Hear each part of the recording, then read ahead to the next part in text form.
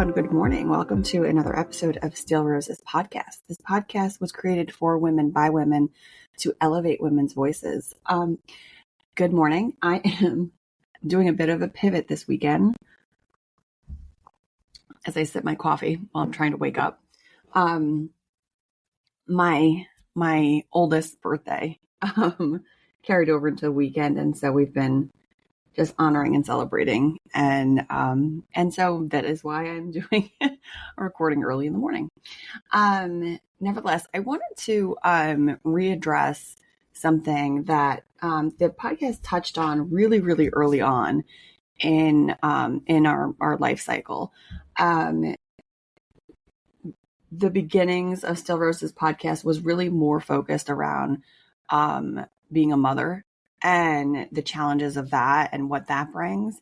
And I just wanted to level set and kind of bring things back around because I've been hearing from a lot of women about the tremendous amount of struggles that they're facing as new moms. And I just wanted to just readdress this topic because it is something that really is not discussed a lot.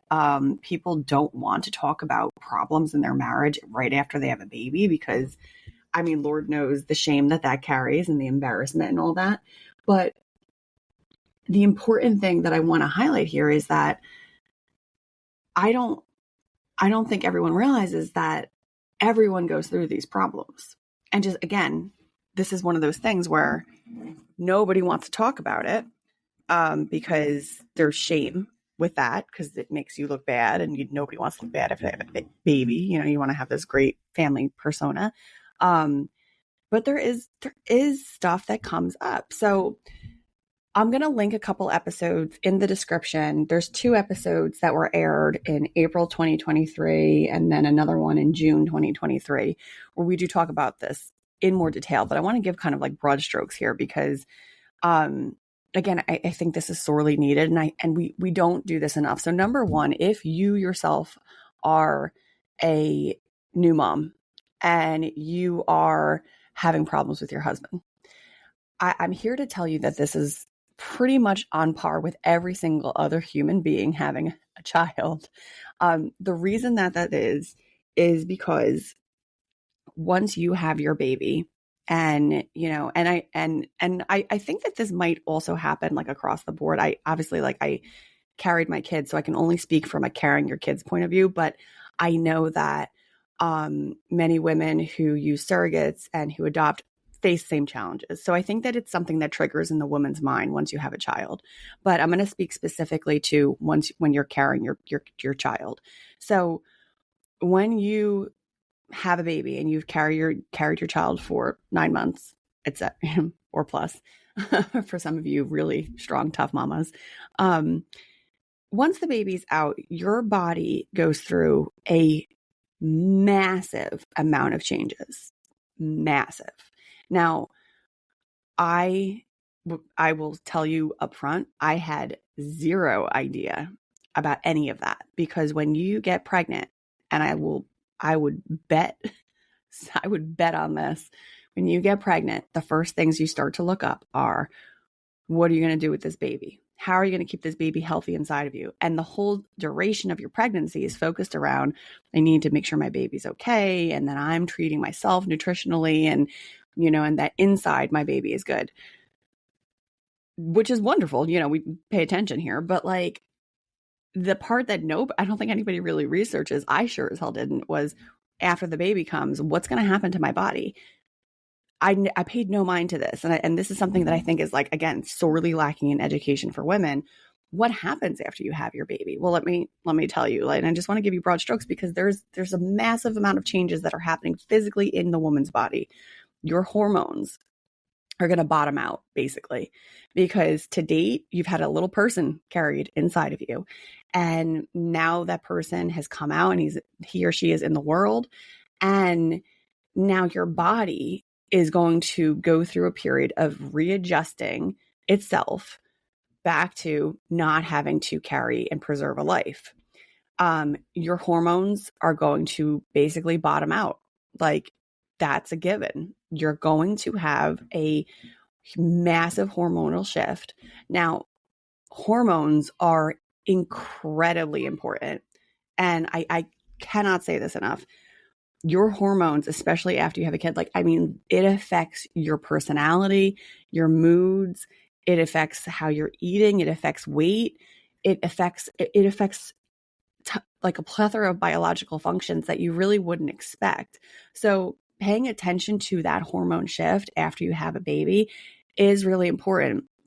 This is, I think, a lot to do with like women who go through postpartum depression after they have their child. Nobody's paying attention to the fact that like this woman needs support physically herself, not just like, oh, take a nap. I mean, like, you need to see and speak to a doctor and say, this is what I'm going through. Again, I didn't even talk about this. After I had my twins, I had postpartum depression, and it wasn't heavy. Now, we've had an episode on that as well. I'll link that below too, because I really, really want everyone to hear me when I say, like, so many women go through this. I don't know one couple that has had a child that did not go through problems in their marriage after they had a child. Everybody does it. Everybody goes through it. So it's really important. The reason why I keep saying it and I keep repeating myself is because I want you to hear me. This is normal. This happens. To the degree and to the severity is unique to each person, but it does happen. So hormones, number one, start researching it if you're feeling it. Now, you might be listening to this and be like, oh, well, my child's one. I still, I'm having marriage problems still. Okay, hold on one second. Let me visit that in a minute. Beyond the fact that your hormones are going to bottom out after you have a baby, let's layer in sleep deprivation, because I will speak for myself here. I think, my son, after he was born, I was probably clocking about 4 or 5 hours a night, which for me was actually, I was okay with that. Like, I could handle it. After the twins were born, it was roughly 2 hours spread out throughout the whole night. And I'm talking like 15-minute clips of me getting to sleep. Like, it was really bad. That time for me was the most difficult time. The ages from 1 to roughly 5 was the most difficult time in my life. It was a beautiful moment that I had these beautiful kids and they were healthy and I was able to care for them and everything. But it was the most difficult time as a person, because it was so much. And again, we don't talk about this. And I really need everyone to hear me here. If you are going through this right now, it is normal. Find somebody you can confide in, that you can talk to about this. It is normal. If you are talking to someone about, issues or struggles or stress that you're having after you have a child, and they're fueling the fire instead of helping to lessen the load, that's not the person you want to talk to, because it's going to make you feel worse. Find somebody you can confide in that is not going to be judgmental, that is going to just hear you, because we all go through this. So hormones, sleep deprivation, massive, massive shifts to you. The sleep deprivation I want to highlight as well. The longer you're sleep deprived, the more years you take off your life. And in this moment, as I say this, I'm sure there's some moms that are like, okay, yeah, but what am I supposed to do? My kids get up, like, I'm sleep deprived. What am I supposed to do? I'm going to be honest with you. I had the same reaction. The doctor told me, I think my kids were about, the first time I actually got myself to the doctor for me after the twins were born was 3 years later. Like, let's all let that sink in. I did not visit a doctor for myself to make sure I was okay until 3 years after my kids were born, or after the twins were born. So my son was 4, the twins were 3. It took me that long to prioritize my own health. I'm highlighting that because, again, we don't prioritize ourselves and we just give. But in doing that, we're doing a disservice to everybody, because if you go down, who's going to do everything? If so many people are depending on you and you go down and you're not caring for yourself, and I'm not talking about getting a manicure, I'm talking about actual care for yourself, then your body is not going to make it. You have to do this. So when I say self-care in this episode, I don't mean taking a nap. I don't mean meditating. I mean that you need to get yourself to a doctor, whether it's a holistic doctor, whether it's an actual medical doctor, like whatever route or path you think is best for you, do it, but make sure you're prioritizing yourself. So circling back to the sleep deprivation, the doctor had asked me, we were talking through my history and I was telling her all these issues I was having. And I noted that I was sleeping roughly 2 hours a night. And she just said to me, oh, you're taking years off your life. You can't do that. And I can't even express to you the amount of frustration I felt when she said that. Cause I was like, that's nice. Who's going to get up with my kids? Like, who's getting up? My husband did his best. He would get up too. Like, I'm not going to knock him. Like, he definitely got up when he could, but it predominantly falls to me. And I think it predominantly falls to the mom in a lot of instances. That's normal too, guys. Like, I mean, don't let anyone tell you that behind the scenes in their household that things are a perfect 50-50 split and there's no fights and it's all, rainbows and sunshine. If somebody's telling you that, then I'm going to be honest with you. I'm going to call it and I'm going to say, I feel like that's a load of crap. Don't let yourself feel bad and compare yourself to other people. You only know your own situation. You cannot compare yourself to other relationships because everybody's situation is unique to their own. So please, please, please do not compare yourself to anyone else. So we have hormones. That's a problem. We have sleep deprivation. That's a problem. These are two things we can't avoid as new moms, right? Can't avoid these things. They're going to happen. Be prepared for it. If you're going through it right now, take a beat here. Let's get yourself to a medical doctor, get some blood work, get a workup, make sure that you are okay. Because if the mama ship goes down, the rest of the family ship sinks. Please take care of yourselves. Now, the other leg to this, while you're going through everything you're going through, you're going to look over to your husband or your partner and you're going to, I'm laughing because I don't really talk about this as much. I mostly focus on what's going to happen to the woman, but you're going to look over at your partner and you're going to wonder, how is it that they are unaffected and unfazed?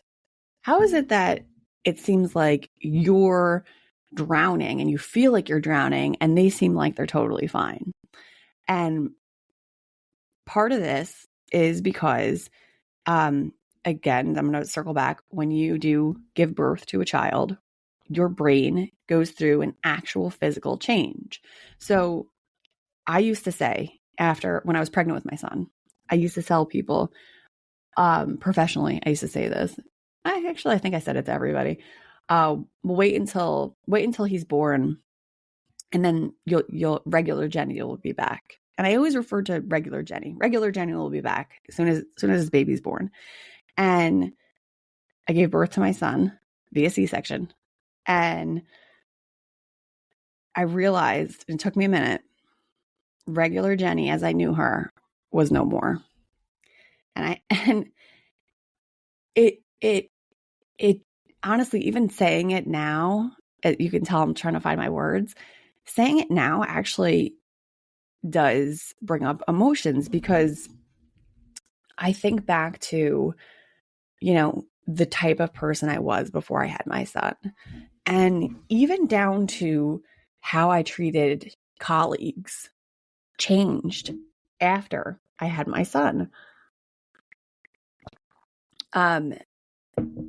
Which is interesting because, colleagues, like, what does that have to do with me giving birth? But the makeup of your brain changes after you give birth. And this is like a survival thing. This is something that naturally is going to happen. It doesn't happen to men because they don't go through the same physical labor that we go through.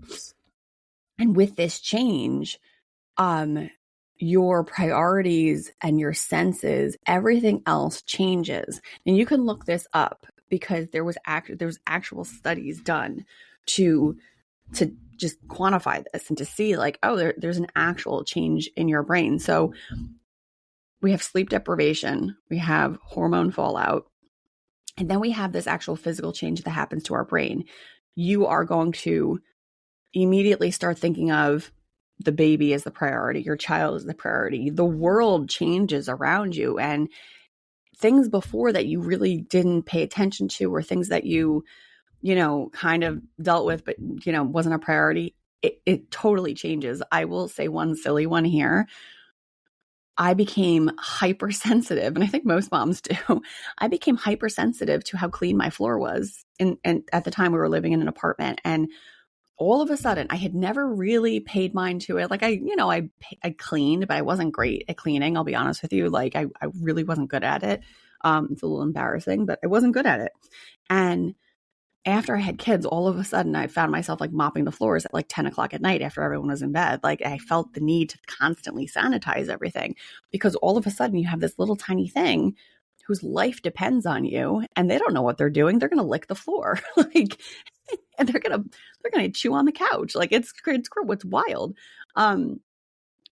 So your brain, that's a silly example, but like, I'll use another one that's a little bit more deeper. I used to be able to sense my children if they were awake or if they were sick or something was wrong. Like I used to be able to, and I still can. I would wake up and I would, this is going to sound really wild. I would sniff the air and I would be able to tell if somebody had a fever. I just knew. And I would wake up and my husband would be like, "What are you doing?" I'm like, "Oh, I got to get the Tylenol. Someone's sick." And he was like, "How do you know that? Like, what are you talking about?" And then within like 3 seconds, somebody would be crying. Like I would just be able to tell. By the way, I just mentioned, and I actually want to just make sure I address this quickly. I mentioned like that I gave my kids Tylenol growing up. I would advise against that for everybody else. Just look it up. There's a link to Tylenol and ADHD, and all my kids have issues with that. So I just wanted to say that quickly because I didn't want to promote something and not realize I was promoting it. So in any case, so we have your brain changing, and then we have hormone fallout, sleep deprivation. All right. So these 3 major things that are going on in you right now. So you as a person are changing. The you that you knew before you had your child, she's not here anymore. And I mean that it's sad a little bit. And I actually had a moment where I like had to mourn my previous persona because, and she was. Let's take a quick break. Are you interested in podcasting but not sure where to start? My name is Jenny Benitez, and I'm here to help guide you through your podcast launch and maintenance. Check out the link in the episode description for Podcasting Unboxed, your comprehensive startup guide. I am very excited to work with you. She was a force to be reckoned with, but the person that I became after being a mother was, leaps and bounds ahead of who I was. But that was just me personally. I'm not saying that you have to have a child to grow. Like everyone has their own path. So in any case, you are a new person now. Your whole persona is changed. Everything about you is going to change. And you have to just get comfortable with this and acknowledge and thank, the woman that you were, but know that you're going to grow into a different person now. This is what's happening in the moment. So all of these things combined. Oh, then on top of it, if your child is having any health issues, if your child is not breastfeeding properly and you're stressed about that, if your child, like my daughter had at 5 weeks, I identified that she needed to have surgery and she had to have major surgery at 5 weeks old. Like, you go through it when you have a child. So anyone who's listening to this that has kids, like, bless you. Good on you. Like, I'm sure you're probably doing much more better than you think you are. And anyone who has an infant right now, please bless you, because I can't even say enough about the amount of work that I'm sure that you're putting into being a new mom. And I just have such a high regard because I've been there. So that's the mom stuff. So you're going through this massive change. And then as I started to touch on, you're going to look over at your partner. And I think in some way there will be resentment. I'm going through all this. You seem to be fine. And then there's also going to be getting to know each other again after baby, because as I noted, the person that you were before you gave birth, there are elements of her that will still exist, but for the most part, you are a new person now. You're a totally new person now. And your partner now you guys have to get to know each other again. Take time to honor that. And take time to, and I'm not putting this on your shoulders, but I want you to be aware. Your partner now has to understand a new person here. So they're not going to understand when you're like freaking out about something. Don't take that out on them though. And I'm not putting the accountability on you, but this is where communication is key. And you are really going to have to step it up with saying to your partner, like, I'm feeling off, or this is something I'm going through, and try to help them understand you, because don't assume they're going to understand. They're not going to understand. You're going through this massive, massive thing. They don't feel any of this. They might see it and be like, why is she acting like this? It's not a big deal. But to you, it is a big deal. So this is the area where I'm going to say communication is a huge, huge deal. Now, the other part of this, and I can only speak for husbands, really. But the other part in this is that you might also, I mentioned resentment. You'll have this feeling of like, your life is carrying on as is, and mine has changed drastically. Like, how is that possible? Now, I've heard that actually quite a bit.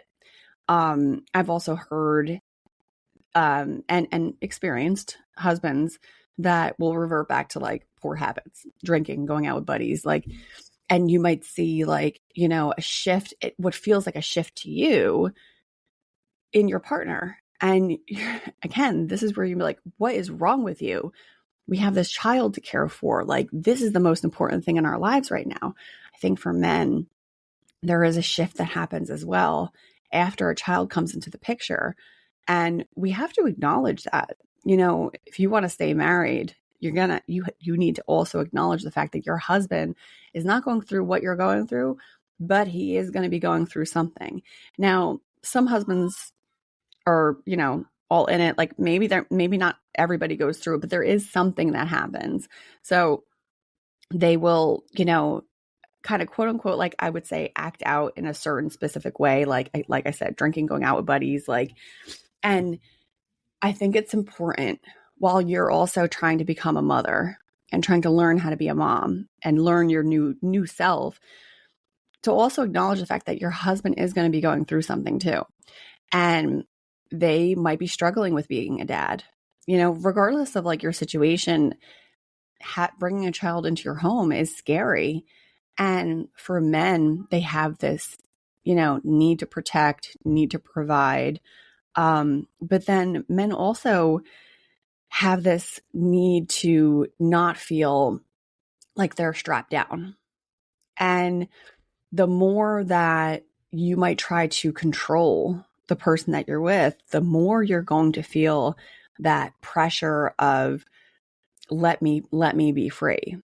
And now some of you are listening to this probably and either like cursing me out or like basically mumbling under your breath, like, well, they need to get on board. Like, there's a child here now, grow up.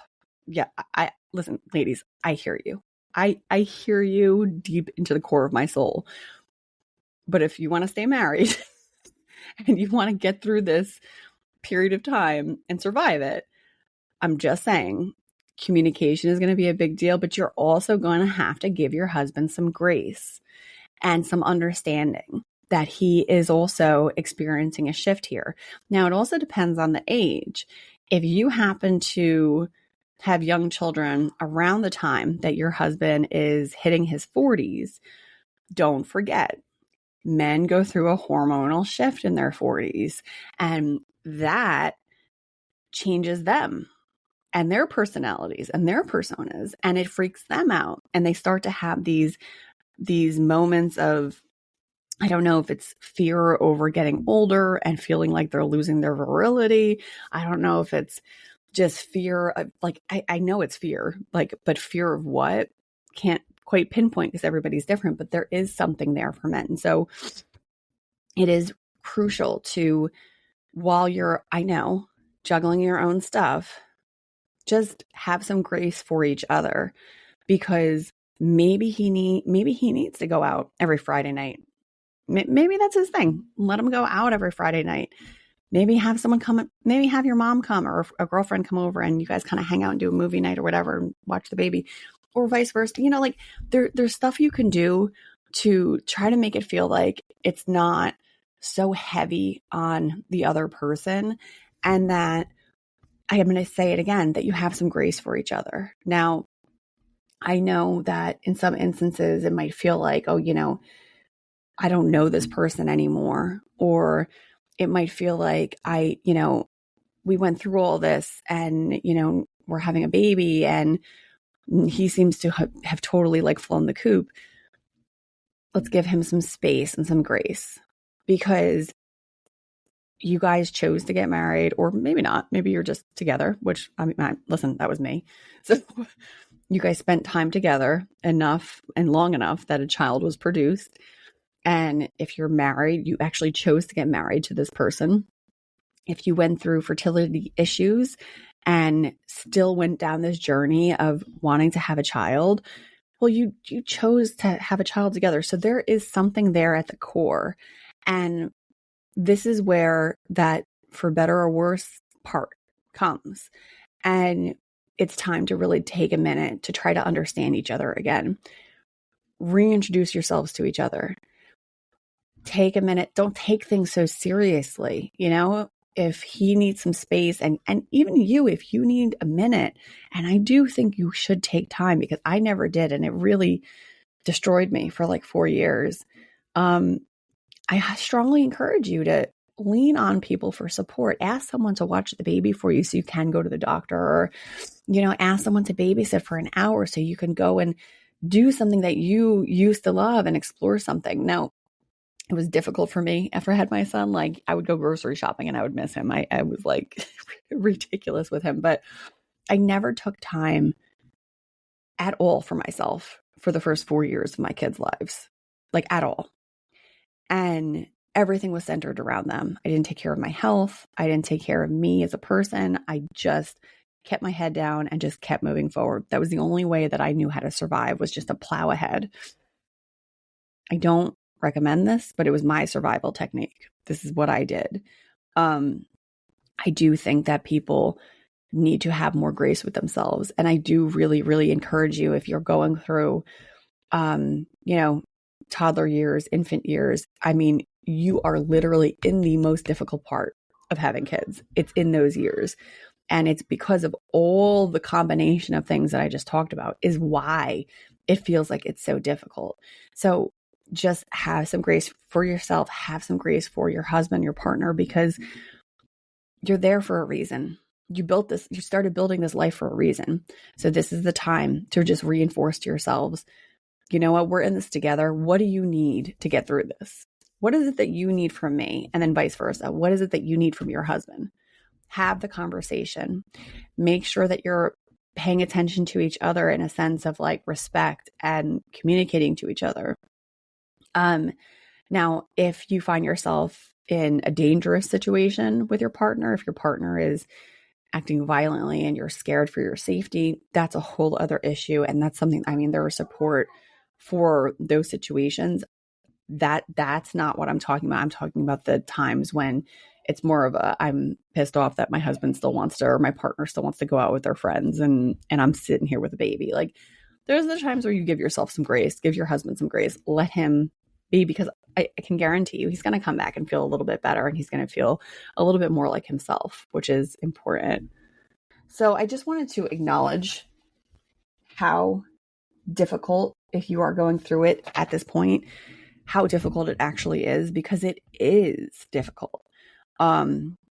Everyone told me when my kids were little, like, oh, once they hit 5 or 6, like, you're going to start to see a shift and it's going to feel better. And I remember, like, my kids were infants when I was told that information. And I was like, awesome. I'm going to have to survive this for 5 years. I'll never make it. I did make it. And now I can podcast, which is cool, because I was never able, again, to do anything for myself before. So just have some grace for yourself. If you're feeling like you need support, I'm going to add some links to other episodes, but I just strongly suggest, there's so many avenues where you can get help. And there's even telehealth, therapy appointments if you have insurance, or even if you don't. Like, I don't know how it works if it's a cash pay situation, but there are things you can do from home that will support you. If you need someone to talk to, you can always, if you don't have like a friend or a family member that you can confide in, there are organizations that will support you, and you can definitely do a quick Google and find places where you can, look for information and look for support and, lean on other women. I know I can't be a support for everybody live, but I just want you to know that I've been there, I've been through it, and you will get through this. You will get through this. And while it might feel like you're drowning and it might feel really uncomfortable, this is a period of growth for you. It's a period of growth for your partner. At the other end of this, you are going to come out stronger. And the other part of this too, that I think is important to note too, is every time you have a child, this will happen again. It's going to happen each time, because every time you have a child, part of you changes a little bit more. So it's just there. It's something that nobody talks about when they talk about like, oh, have a baby. Nobody talks about like this particular part, but it is very difficult. So just have some grace for yourself during this time. Have some grace for your partner. You're both going through a tremendous amount of change right now. And it's important to just support each other and honor each other. And if that means that, he lets you sleep in on the weekends and you get a couple extra hours of sleep in the morning. I was so happy when that started happening in our house. I can't even tell you. Maybe that's what it is for you. Maybe he lets you sleep in and he gets up with the baby in the morning. Then you can recharge a little bit. Maybe it's him going out with his friends. That's okay. Ladies, it's okay. It's okay. I don't know where it came from that all of a sudden everyone's like, well, no, you need to be here with me No, let your husband go out. Let him have fun. Like you need to unwind too. Like have these moments of like, let's give each other some space here. Give each other some grace. We don't have to really be on each other like that. Like you don't need to be acting like that. I think there's like a whole movement of women that are probably like rolling their eyes hard at me, but you don't need to do that. Like you don't have to be so ridiculous. Like you can just ridiculous in the sense of like, you don't have to be so ridiculous with like trying to control every component. Give him space too. Like give yourself some space. If he wants to go out, why don't you have somebody babysit for you? Ask your parents, ask a trusted person, and get out of the house. And maybe you don't have a babysitter. Maybe you take the baby with you and you just get out of the house for a little bit and go to a bookstore, go shopping, like whatever. Like you can do this. And you can find a way for yourself and for your partner to get through this together. So I'm going to link the other episodes in the description that are linked into this topic because they're lengthier. They actually feature myself and my cousin. So you'll get two different perspectives, which I think is important. And just hang in there because you're going to get through it. Feel free to message me anytime you want. I am here for it. And I'm happy to, provide some support if needed. Because really at the end of the day, that's what I want women to understand is we're here to support each other. And there is no shame in any of this. We're all going through it. The reality of it is we're all going through it. So I hope that this episode helped a little bit. I hope that, you're taking away from this, that you can take a breath here and just you'll be okay. I got through what I got through my situation, and I think you'll be able to get through this too. So just take a minute and take a breath. You are going to be okay. If you found this episode insightful, I greatly appreciate you guys leaving reviews in whatever platform you're listening to the podcast in. Every review is actually going to help, bring the podcast to other people's feeds. It actually bumps us up in the algorithm. So I greatly appreciate that because I would love to reach as many women as I can with these topics. Outside of reviews, I do have, and I've talked about it in a couple episodes, but in April is our 1-year anniversary of the podcast. So we have a couple exciting things happening in April. A new resources page is being added to the website, www.steelroseswomen.com. So in April, you're going to see what new page added launch. It's going to be really awesome. It's going to feature resources for women to access other female entrepreneurs. We have coaches. I have a woman who supports women in alcoholism. A few other like organizations are going to be featured on the website itself as resources to you guys. So that's going to be forthcoming. And then we also have, in the event that anyone listening or anyone who'd be interested, a how to podcast guide that I produced over the past couple of months. That's going to be released as well. Very, very great information, if I do say so myself. So that's going to be forthcoming as well. So April's going to be really exciting for us because we have these couple of launches. And so that'll be forthcoming. Thank you so much for listening and being on this journey with me. I greatly appreciate all of you. And honestly, I hope that even if just one woman heard this episode or you shared this episode with one woman, that it helps them and it brings them some peace, because that's really why I'm here. So take care, everyone. I hope you all have an awesome day, and I'll see you next time.